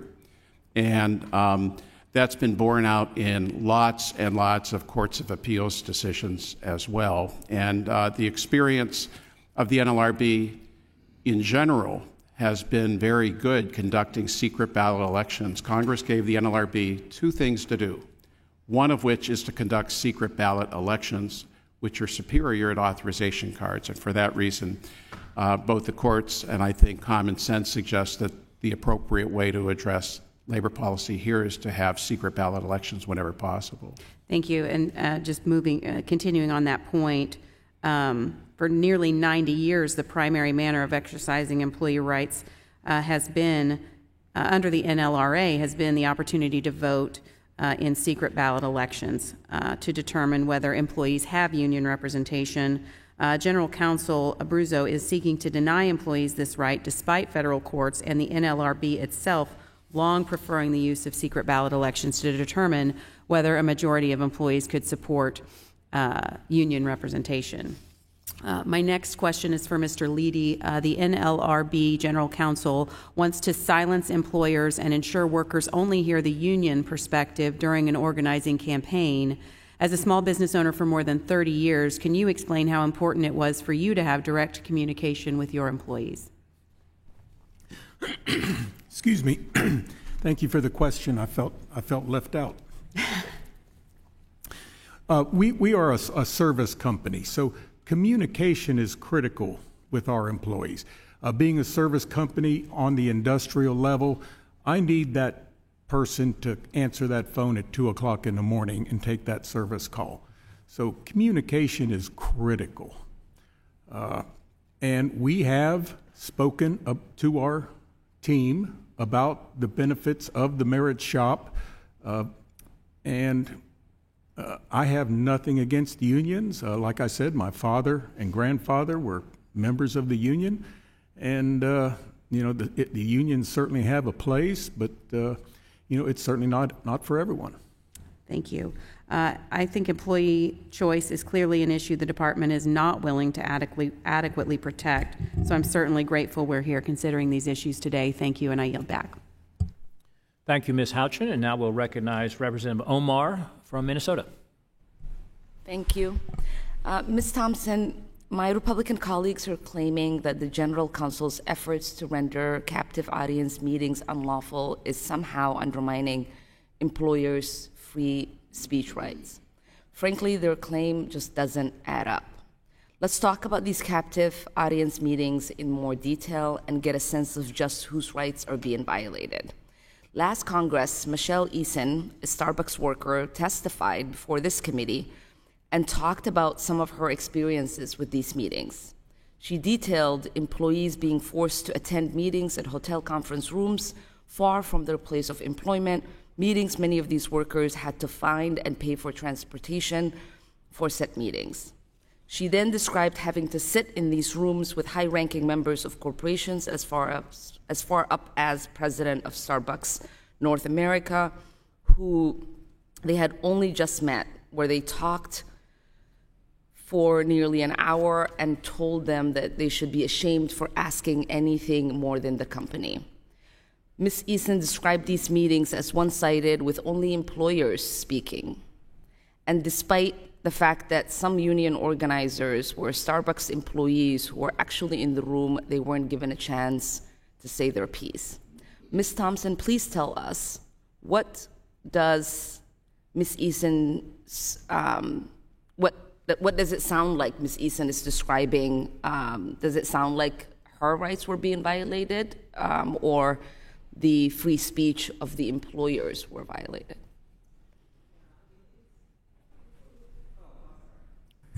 Thank you. Thank you.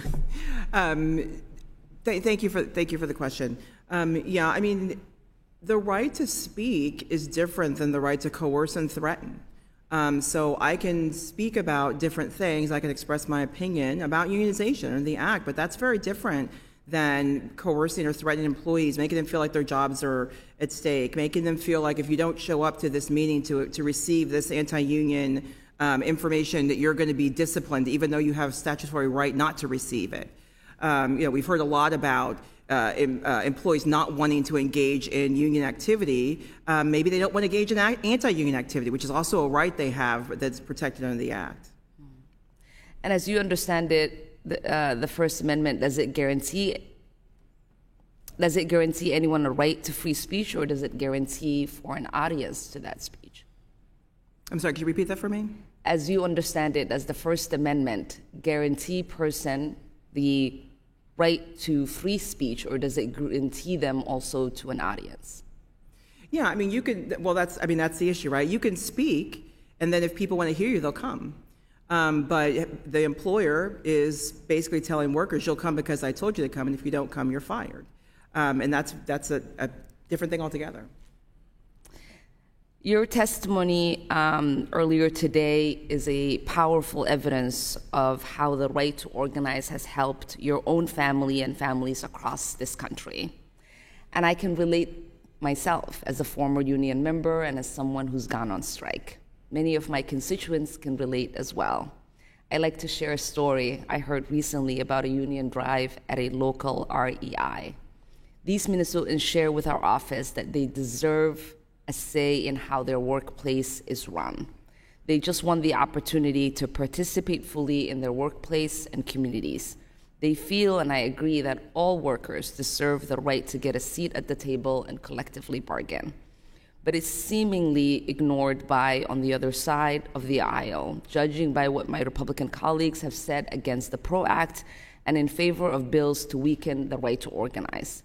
Can you tell this committee why the labor movement and being in a union has meant so much to you, and why it's resonating with so many millions of workers at this moment? Right. So I mean, for me, it was the difference between housing instability, being on the verge of being homeless at numerous times during my childhood, and not having that. It was the difference between being able to have a coat in the wintertime and shoes, or not being able to afford those things. It was a difference between my mom being able to buy eggs and milk, or eggs or milk. And these things were really, really important. And it's transformative. I think the other interesting story for my story is that my mother is a white woman, and when she had a job, they didn't know about me. I show up, and they fire her when they figure out that her daughter is black. And she was out of work in a very small town for a very long time. And the union difference was that the next job, when she got her union job, people might not have liked that, but they couldn't fire her for it. She was protected by her union contract and her union family, and it made all the difference in the world. And it's part of why I'm here today. Thank you for sharing that. It's the difference between being powerful and powerless. Right. So thank you, and I yield back. Thank you, Representative Omar. And now we will recognize Representative Burleson from Missouri. Thank you, Chairman. Thank you for this hearing. I just want to kind of get down to how did we get here, where where we have a situation in America where we have what I think is the rights of association being violated, the rights of freedom of speech being violated, where you literally have situations where workers who are morally abhorrent to things like abortion or, let's say, gun control rights, right? And yet they're required to pay money just to have a job, just to have a job. The America that in the founding, people had freedom of assembly. But how did we get to this point where we are allowing businesses through the coercive force of government to coerce people into joining an association that they philosophically disagree with? Mr. Solomon, what's the history here? And I think it began with the Sherman antitrust laws, right?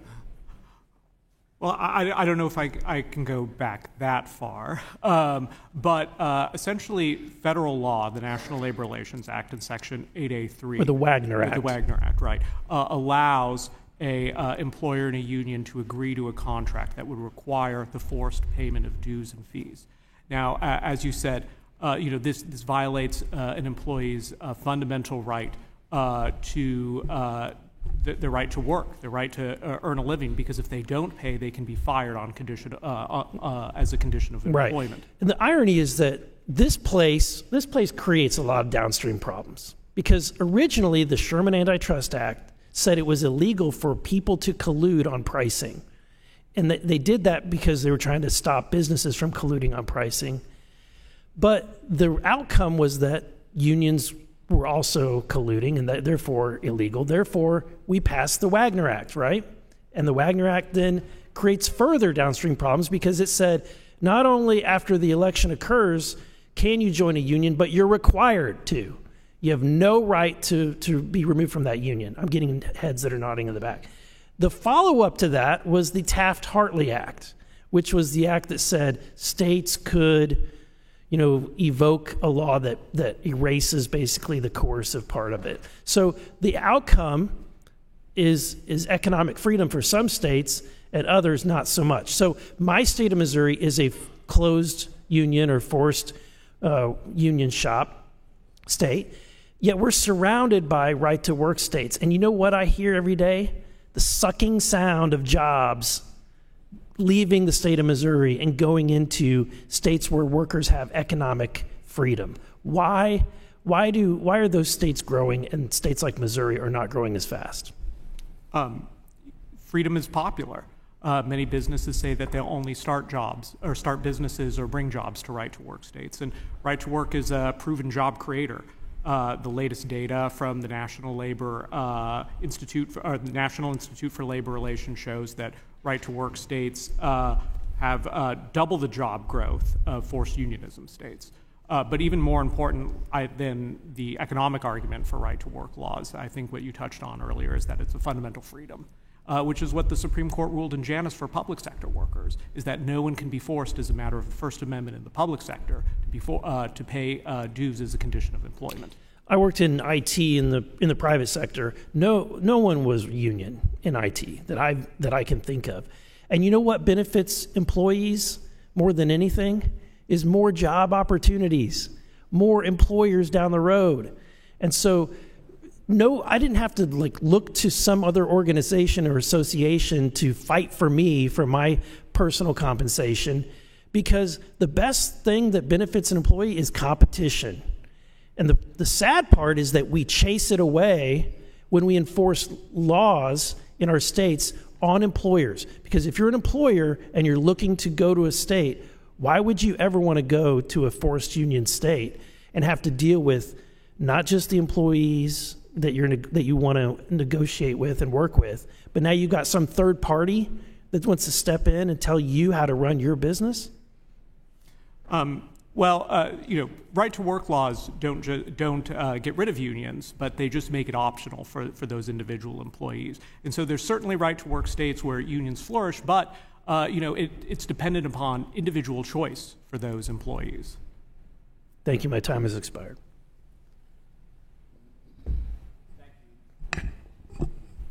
Thank you, Representative Burleson. And now we will go to Representative Scott from the wonderful, great state of Virginia.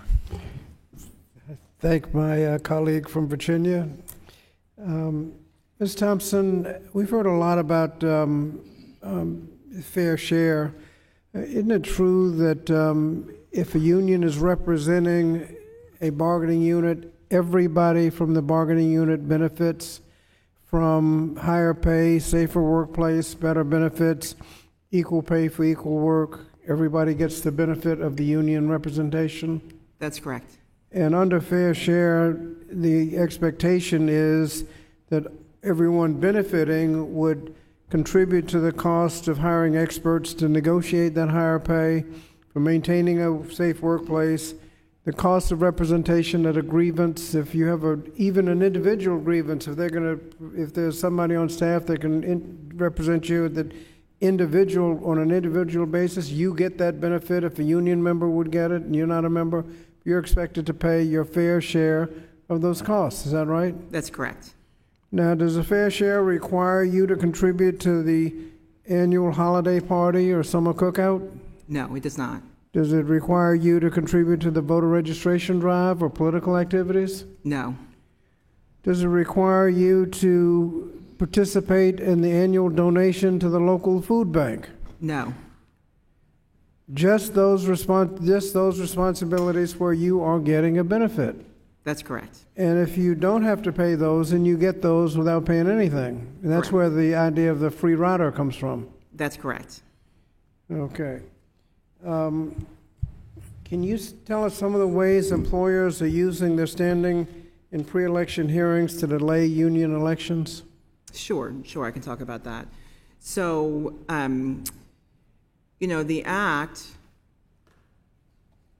it is the board's responsibility to determine, after the employees have filed a petition for an election, whether the unit that they're petitioning for is an appropriate unit. And what often will happen is that the employer will be seeking the appropriate union from their perspective, not from the employee's perspective, and which results in incredible amounts of delay and litigation before the board over who should be in or out of the bargaining unit, when the reality is that the workers should be determining for themselves whether or not they want to be represented by a union and in what group of folks are interested in being represented versus the employer having control of that and interjecting themselves. And under that, we call it gerrymandering the unit. You can find places within the worksite where you know there is not union support and add them to the bargaining unit. Is that right? Correct. Affecting the outcome of the election. That's correct. Now, what about unfair labor practices such as firing an employee for organizing a union?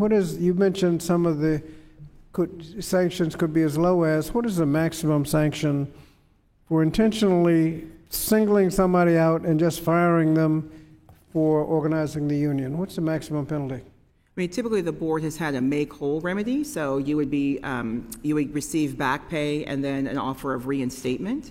There are certain other charges that might be included in that, attempting to look for work, expenses, and then other expenses could be added to that are the consequences, the direct and foreseeable harms from the termination. Well, when they get ordered back pay, when does that take place? I mean, after years later. I mean, after the litigation has reached its completion and the order's been enforced and the case is in compliance. So, I mean, oftentimes it is many, many years later. And if the person went and found another job paying as much or even more than they were making, does that get deducted from the sanction? Yeah, I mean, if they're at another job, and to be frank, I mean, part of what the harm here is removing somebody who ostensibly was a union supporter from the workplace, and that's been done, and now they're gone, and they may not want to come back. Well, and there's no sanction because the sanction is back pay, and if they made as much as they were making, there's no back pay to make up. Right. The sanction would be a posting saying we fired somebody and we won't do it again. And what message does that send to everybody else? that the employer can fire you with impunity, that even though the law protects you, the delay in receiving your remedy could be such that you're devastated by what happened. So. Thank you. And that is remedied in the PRO Act with a civil fine. Fire somebody for organizing. Thank you, Mr. Chairman. Thank you, Representative Scott. We're going to stay on this side and go to Representative McBath from Georgia for 5 minutes. Thank you, Chairman Good, Ranking Member DeSaulnier, your staff, and to our witnesses for making today's hearing possible. And I have read your testimonies.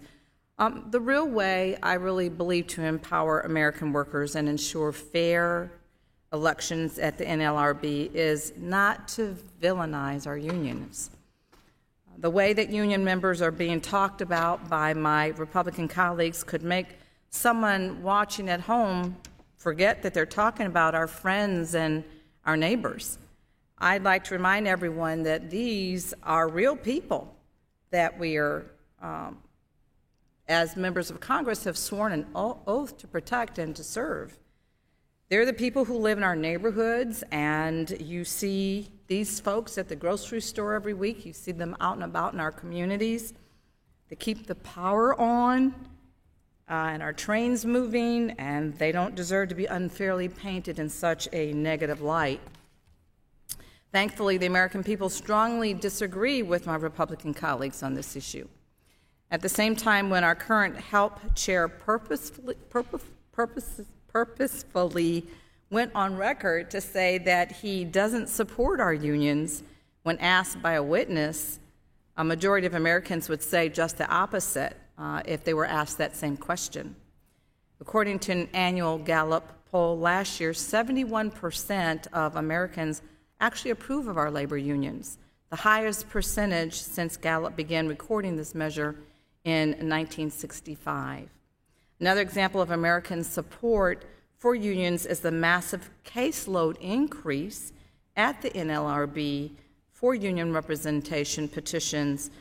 There's been a 53% increase from fiscal year 2021 to 2022 overall, and a 108% increase just in my home state of Georgia. It's so important that we provide this agency with the funding that they need to handle this increase and ensure that every American can appropriately exercise their rights in the workplace. The right to organize for better pay and working conditions is exactly that. It's a right, one guaranteed under federal law. And we must do everything that we can to empower workers to make sure that these decisions that they're making for themselves, they're making them without illegal bias. Workers in states like mine with so-called right-to-work laws, they're proven to be paid less for the same work, and they have fewer benefits compared to states without these laws. It's clear that when unions are allowed to compete fairly and workers are given the correct information about what organizing really means, they will make the choice that benefits them and their families the most. Employees of the Bluebird Corporation in my home state of Georgia recently voted 697 to 435 in favor of joining the United Steelworkers, a historic organizing victory in the South. So as a major recipient of federal funds, it's incredibly important that companies like this engage in good faith at the bargaining table for their employees. Ms. Thompson, now that the workers have been successful, they will begin the process of negotiating their very first contract. Can you describe the challenges of bargaining for initial contracts and how the PRO Act would help these workers get the competition and the benefits that they rightfully earned? Sure. Thank you so much for that question. Yeah, so we often see situations where workers vote to form a union, and then the employers simply go through the motions when they're bargaining a first contract without truly seeking to reach an agreement, with the hopes that they'll be able to decertify the union a year later through the frustrating the workers during that first year of contract negotiations. And so, workers have taken, they've gone through the organizing campaign, they've got designated their collective bargaining representative, and then, a year later, they're still working under the same terms and conditions that caused them to organize in the first place. So under the PRO Act, if an employer and the union have not reached an agreement within 90 days of bargaining or mutually agreed upon longer period, then the parties proceed to mediation and then to binding arbitration. So it's a process with a demonstrated record of success in the collective bargaining context. So that means that workers will have the chance to vote on a legitimate first contract in a timely manner after organizing the union. Well, thank you and congratulations again to the workers in Fort Valley on their success. Now you're back. Thank you, Representative McBath. And now we will recognize Chairman Fox from North Carolina. Thank you, Mr. Chairman, and I thank our witnesses for being here for this very important hearing. Mr. Miscamara, we almost need to put you on the payroll because we bring you in so often. You're such a great witness. Thank you for being here. NLRB General Counsel Abruzzo claims that the National Labor Relations Act prohibits an employer from discussing labor unions with employees during paid working time. Is the General Counsel's position supported by law or court precedent? It's supported by neither, in my opinion, Chairwoman Fox.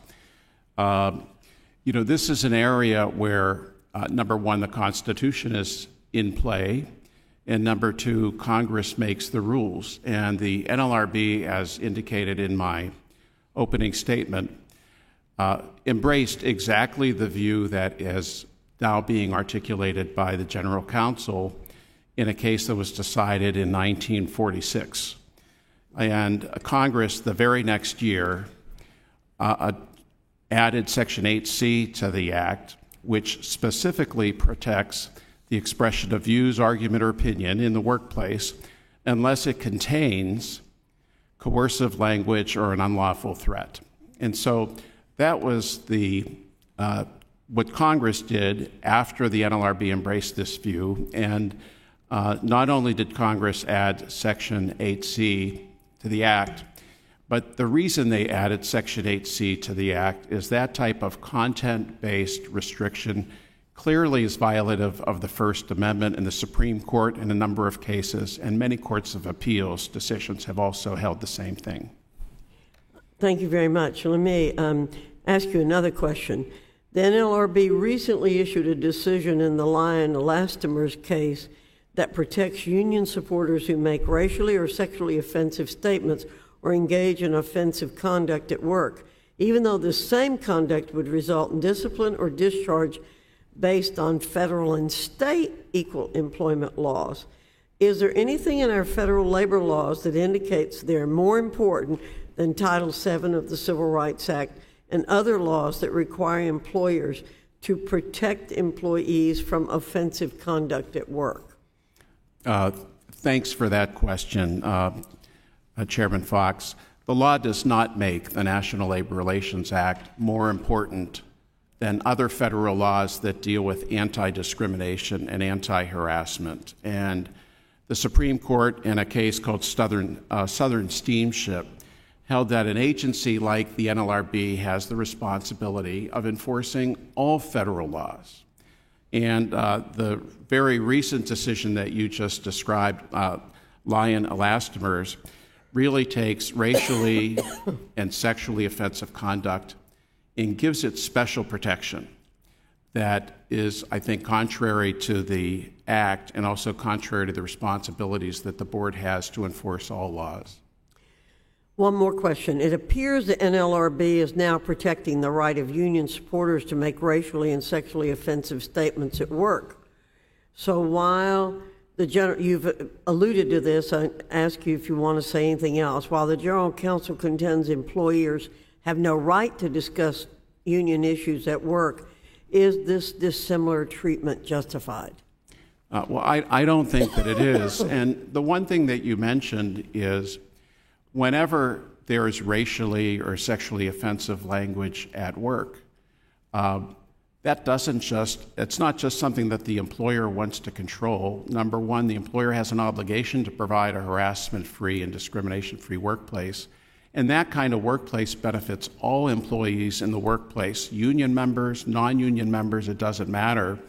That's one of the reasons why this is such an important area, because workplaces and norms at work have changed since the 1950s. And I think the NLRB is really looking backward in this area rather than forward. Thank you. Mr. Solom, recently employees at several Starbucks stores have filed petitions to remove Workers United. I understand the National Right to Work Legal Defense Foundation is providing free legal services to Starbucks employees in New York who filed a petition for a vote on removing Workers United as the employee representative. Why are these employees seeking to remove their union after just 1 year of representation? Thank you for that question, Chairwoman Fox. And yes, I and a few of my colleagues represent Kevin Caesar, who is a petitioner at the Starbucks Roastery in New York City, who recently filed a petition. Now, I want to add that his petition is actually supported by a majority of his employees. So under the General Counsel's Joy Silk theory, if it applied to decertification petitions, Starbucks should be required under the Act to withdraw recognition if you applied her theory to decertification petitions. But to answer your question as to why these employees want to want to decertify the union, is Mr. Caesar has stated he's found the union divisive in the workplace. He's found it too political, too interested in other issues. And also there's been statements that most of the employees who organized the union have left Starbucks.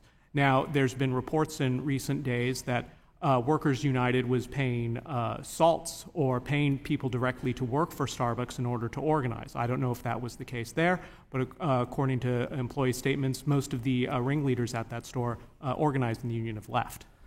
Thank you. I'm sorry, Mr. Chairman, for going over, but Mr. Leedy, please don't feel lonely. We're really grateful to have you here. I yield back.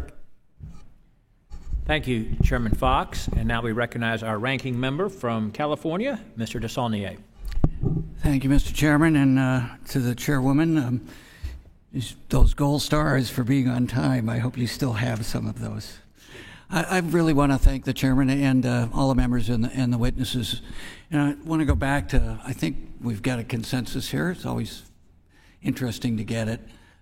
Maybe I'm being too optimistic on the current circumstances.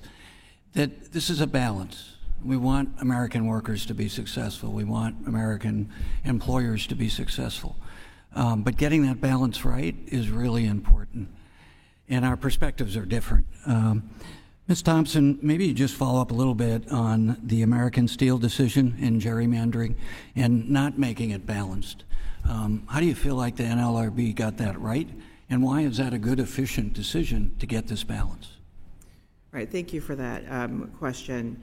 So, American Steel Construction prevents the gerrymandering by employers of bargaining units. It returns a focus of unit appropriateness, the analysis to Section 7 interests of the workers who petitioned to form the union. The prior rule focused on workers who were not part of the petition for a unit. So it was the interest of all of the workers outside of the petition for a unit who didn't say they wanted to have the union, but now we have to consider each and every one of those folks, how they feel about the union that they've never spoken to. They may not even be anti, we haven't gotten to them yet. In this, and I think it's really important to remember that workers who are not part of the petition for a unit, if they have an overwhelming community of interest with the excluded workers, that's one thing. But if it's just that the employer doesn't like the unit that's been petitioned for, oftentimes because it's a winnable unit, that's not enough. That's not a basis for changing the board's analysis on what is an appropriate unit. And also, same sort of question, but on voluntary recognition. That seems to me to be logical in terms of efficiency. If there's a majority, but the Trump NLRB did not adhere to that. Any comments? Yeah, I think voluntary recognition, one thing that I think encouraging voluntary recognition does, or accepting the fact that some employers want to do that, is just the idea that we're supposed to be coming to an agreement. We're supposed to be having an agreement on the workers have decided that they want to have a union, the employer sees that the workers have a majority and accepts the fact that that's what the workforce chooses to do, and it prevents a lot of frustration and consternation. It's going to, both with the board's, with the board's funding, you're also putting the board in the position to have to process a lot of information that's really just meant to delay the process and to draw it out so that they can defeat the will of the workforce. And it's just not necessary. It's an unnecessary distraction when it should be time to move on to the task of bargaining a fair collective bargaining agreement. And instead, we're sort of stuck in the morass of fighting it out with workers who've already expressed their desire to form their union.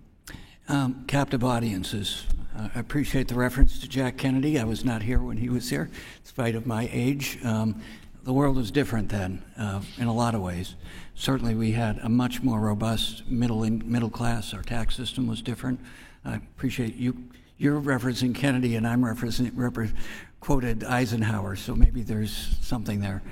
But on captive audiences, and again, since you mentioned Apple and being from the Bay Area and the struggles we're having right now with layoffs in the tech industry, there's a lot of dynamics there. And there have been a lot of dynamics, having been involved in this, with trying to organize tech workers, and now the ramifications of that industry having a rise and, for a lot of reasons, having to lay people off. So in that kind of circumstance, First Amendment rights, we want an honest, fair debate, but we want it to be honest and fair. Like, I think this hearing is an example of that. We have differences, so how do we make sure that there's a balance here?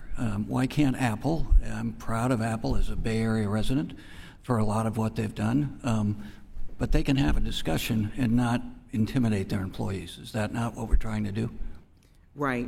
No, thank you. So at Apple, they have something they call the daily download, right? And this is sort of, different retailers call it different things. It's it's the morning meeting, whatever you want to call it. It's a required meeting. It's the start of the shift. The sort of management gives expectations for the day to their workers, and there's a list of tasks which have to be completed, which ostensibly you could be terminated or disciplined or whatever if you're not meeting your goals. And so at the same time as you're giving instructions to people about what cashier, register they need to be in and whether they need to clean the stock room, you're also then saying, it's bad for you to form a union and it's going to harm the company, you should vote no. You could imagine what that sounds like. So number 1, 2, and 3 were things I'm required to do today. And now number 4, is that required too? It feels like it is. And so that's one of the problems with these captives is trying to fold it into other requirements that folks are having during the day and making it seem like, it's not, making it seem like it's just an expression of the opinion of the employer, but you're because of the power imbalance, it's really hard to see it other than coercion. Thank you. Thank you, Mr. Chairman. I yield back. Thank you, Ranking Member Desaulnier. And I have a question for all of our witnesses. I'm going to ask you all to answer a couple of questions by show of hands. Make it easy. Mr. Leedy, then I'm going to come to you with a couple of questions specific to your experience. How many of our witnesses would say that left to their own devices, most employers would exploit or abuse their employees? Anybody say that? Let the record show no one has said or raised their hand. How many of our witnesses would say that most employers do not have the best interests of their workers in mind? The record show no one is raising their hand to that effect. How many would say that most employers do not want happy, satisfied, loyal employees? Anybody? How many would say that the government, or by extension unions, must protect workers from their employers? Anybody would say that? Government, or unions actually, need to protect workers from their employers. Or how many would say that employees are not equipped to competently choose for themselves whether or not to organize? Anybody say that? Employees can't make that decision for themselves? Let the record show none of our witnesses raised their hand in the affirmative that they believed any of those things. So now I'm going to turn my questions, at least to start here, to Mr. Leedy. You're from the free state of Florida. Yes, and you had a merit shop, as you called it. Could you please just tell us a little bit about how you treated your employees, I think you touched on this during your testimony, and your workplace culture to discourage or disincentivize or diminish the desire for your employees to unionize? First of all, our employees are family. And I think that's very important. As I said before, I need those people to answer the phone at 2 o'clock in the morning. And like any other company and all the other electrical contractors in our association, we pay great wages with great benefits, including 401s and vacations, holidays, and a lot of extra things, paid time off, and we customize. We're able to customize our deals with our team. For instance, I had a person named Ed, and he was a umpire in the Big Ten football, and so every Saturday he's going to Ann Arbor or Columbus to referee a football game, and he needed Fridays off. And I said, hey, I'll let you work 4 10s, and he said, nah, 4 8s is good enough. I get a pretty good check on the weekend. So my point is, we customize our agreements with our people, and we have to keep them happy, or they're going to go somewhere else. Simple as that. What's been your experience in terms of longevity, loyalty, your average employee, how long they've stayed with the company? I've got people way over 10 years. I've got several guys coming up on 10 years. So, maintaining your workforce is critically important, especially in today's market. Well, you might be familiar, I've got a bill, my Small Business Before Bureaucrats Act, which would update the jurisdictional limits of the NLRB, increasing by tenfold the revenue threshold for which small businesses would have to suffer under the control of the NLRB, and it would rescue about half of those businesses currently suffering under that control. Can you just speak to, based on your experience, any positive impact that you could see that less NLRB oversight would have on small businesses? Well, again, I don't know much about the NLRB, I'll be honest. I've heard stories. We've had issues with some of our members. One of our members came up here because the business agent came into his office to fill out an application, and he knew him, and he told him to get out, and wow, that was a mistake. So I don't know a lot about the NLRB. Well, setting aside the NLRB, how about just federal regulations generally? The federal government says, hey, we're here to help you. We're here to help you. Not. No, you're could not. you speak to how more or less federal regulation helps a business ability to operate effectively and profitably? I agree with President Reagan. I'm here from the federal government, and I'm here to help. Holy cow. All of these new measures and things that come at us continuously, it just, causes excess overburden on time and money in every business. Every business. So would you agree that the less the government, particularly the federal government, interferes or intrudes or imposes themselves into your business, the more harm that it does, the more difficult it is for you to... Absolutely. I'm a free market guy. Well, thank you for your testimony today, and thank you to all of our witnesses. With that, I'm going to have a few closing remarks, but before I do that, I'm going to refer back to the ranking member, invite him to share some closing remarks. Thank you, Mr. Chairman, and I do appreciate this hearing. I appreciate the tone, the tenor. We have different perspectives, and we will argue those passionately. Since you quoted a Californian as a Californian, and the chairman is a Virginian, Ronald Reagan, in your case, I'll quote James Madison. Madison said, if people were angels, there'd be no need for government. We would like everybody to play by the rules without us having to interject us. But Madison was right. Unfortunately, it's not about all employers. It's about employers who take advantage of it. Mr. Leedy is somebody, when I was in the legislature in California, we did an extensive look at the underground economy. And people like yourself were the antidote to that. You took care of your employees, you took care of your customers, you were licensed.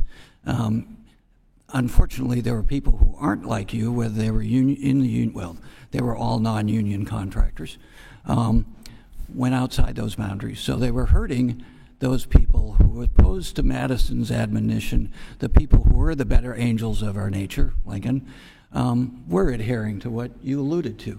So how do we bring that bar up is really the question. How do we make sure employers, good employers who have good employee relations for the purposes of this committee, make sure that they have that? Because you could compete against people who don't have a license, don't pay taxes, and can take that 20, 30% advantage and get the contracts that you won't be able to. So in that context, hopefully we can have a constructive conversation, given the governance and of the Congress and the administration right now, about how we protect workers. I hear a lot of conversation here from people on the left and the right about protecting American workers. We're in a quote meeting, I guess. I think de Tocqueville said it well, that he said, the basis genius of America is the belief that you can expect extraordinary things from ordinary people. I think we can all agree on that if the ground rules are right. So sorry to go on, Mr. Chairman, but I think there's a real opportunity for us to protect workers, to value the union movement. My view, we clearly wouldn't, non-union workers wouldn't be protected now if what Galbraith talked about, countervailing institutions and countervailing powers, this is what we're talking about, is where's that balance between both that creates an America that's great for everybody, that people really can do well. So, Mr. Chairman, I want to end with that comment that as strongly as we have different perspectives, I think we have the same goal, which is empowering American workers. I thank the ranking member, and again, I want to thank our witnesses for being here today and for bearing with us through our line of questioning and sharing from your experience and your expertise in this area. And I would agree with the ranking member to a greater extent if this was 100 years ago. But now today, I would suggest that unions have greatly, largely, for the most part, outlived their usefulness to right the wrongs that existed, the injustices that existed in the early history of our country. We have so many laws in place now to protect workers, and of course we have just competitive practices and best practices, I should say, that just make the fact that unions have long outlived their usefulness, in my opinion and my experience. I grew up in a lower income family, having to work all of my life, going back to my preteen years, eventually trying to work my way through college, thankfully successfully with a partial athletic scholarship, working to pay off my student loans. Imagine that, by the way. I worked for many small businesses along the way, little sole proprietorships, carpenters, landscapers, painters, those sorts of things, and then more established small businesses, including lumber yards, construction companies. I didn't ever do a restaurant, Mr. DeSaulnier, and I'm sure that your company culture was excellent, as Mr. Leedy's was. I got hired once to work at a restaurant, but I had a landscaping injury that on the day that I was supposed to report, because I was working that morning on my way to a restaurant, so I never did actually make it there. But the highest paying job I ever had in my working years before finishing college, those summers and those working my way through school, was a union job. It was at an auto factory down in the Hampton Roads area of Virginia, in the Virginia Beach, Norfolk, Chesapeake area. It was the highest paying job that I ever had prior to graduating college until the plant closed. And it was also the most dysfunctional workplace that I ever experienced, was that union shop. And just because of the work ethic that I had as a young college kid and what I brought to the workplace, they quickly put me in charge of several of the more permanent union employees who I worked with. But the division, there's a lot of problems that come from a union culture, a union situation. Division in the workplace, a resentment in the workplace between employees and management, suspicion in the workplace, in other words, that the management and the ownership doesn't have the best interest of employees. Just an unhealthy workplace, as what I've experienced and what I've learned from others who've worked in such situations. Reduced productivity, reduced efficiency, protection of poor workers, underperforming workers. You know, I can remember my experience again in that auto shop, many employees saying, I get no more if I work harder or I work less, if I do more, if I do less. There's no incentive. Slow down, college boy. It doesn't make any difference how hard you work or how much you do. We're all going to get the same thing. We all take our breaks at the same time. We don't have to work, any more or any less from an incentive standpoint. It stifles ambition. It stifles ascension through the ranks. In a healthy workplace, I'm going to guess, Mr. Leader, this was your experience, that your employees they might want to be foremen. They might want to be shift supervisor. They might want to be superintendent. And they looked at that positively, and they aspired to that, some of them. And then some did not. That's not what they didn't want the extra responsibility or time or whatever was required of that. But there wasn't a negative us against them mentality that once you got into management, you've crossed over, you've become the enemy, you've become the opposition. That so often is the case. That's in a union shop. Unions increase costs unnecessarily on businesses. They reduce competitiveness. They certainly reduce American competitiveness. And too often, like my experience working for an auto factory, they result in the business closing or at least diminished expansion incentive. The government, and specifically the NLRB, should not be tipping the scales in favor of unions, against employers, ultimately against employees and customers for that matter, and against America, I would say, on the global stage. Democrats' union fetish is consistent with their obsession more broadly with stripping independence from businesses, seizing more control from businesses, and frankly, eliminating choice for Americans, including in the workplace.